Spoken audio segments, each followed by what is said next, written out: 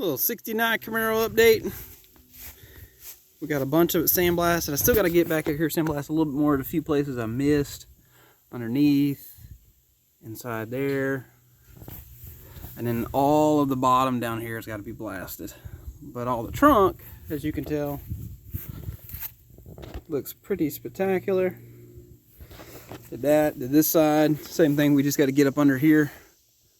Need to do inside the inner part of the package tray. Back here. Got the floors. This thing's really not wanting to focus. Floors are already done. I need to fix a little bit of a lump there. It's good just to hear this thing run again. It's pretty cool.